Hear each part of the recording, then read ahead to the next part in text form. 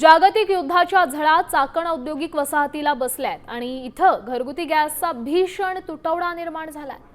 चाकणमधील HPCL plant बाहेर वाहनांच्या मेलोनमेल रांगा लागल्यात। या टंचाईचा फायदा घेत गॅसचा काळा बाजार सुरू झालाय आणि गरीब कामगारांना चक्क 500 ते 700 रुपये किलो दरानं गॅस खरेदी करावा लागतोय। दिवसभर राबणाऱ्या कामगारांच्या घरात आता अन्नासाठी वणवण सुरू आहे।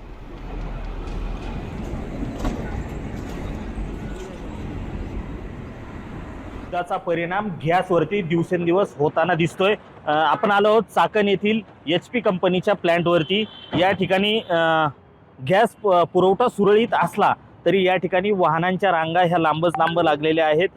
नाशिक असेल, अहमदनगर, औरंगाबाद, पुणे या परिसरातल्या गॅस एजन्सीला याच प्लांटवरून गॅस वितरण केलं जातं। मात्र सध्या शासकीय वगळता खाजगी ठिकाणाला व्यावसायिक सिलेंडर दिले जात नाही, त्यामुळे व्यावसायिक सिलेंडरचा पुरवठा काही प्रमाणात रोखण्यात आलेला आहे।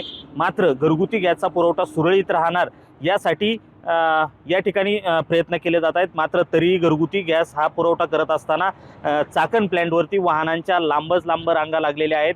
खरं तर रांजणगाव असेल, चाकण असेल, तळेगाव असेल हा इंडस्ट्रीजचा मोठा भाग आहे आणि या ठिकाणी मोठ्या प्रमाणात कामगार वर्ग वास्तव्यास आहे आणि या कामगार वर्गांची संख्या ही अगदी 10 लाखाच्या वर गेलेली आहे। त्यामुळं या नागरिकांना गॅस सिलेंडर शिवाय पर्याय नाही। मात्र या नागरिकांना एजन्सी बाहेर रांगा लावू नये, गॅस मिळत नाही अशी सगळी परिस्थिती आहे। आपल्यासोबत काही कामगार आहेत, त्यांच्याशी बोलण्याचा प्रयत्न करूया।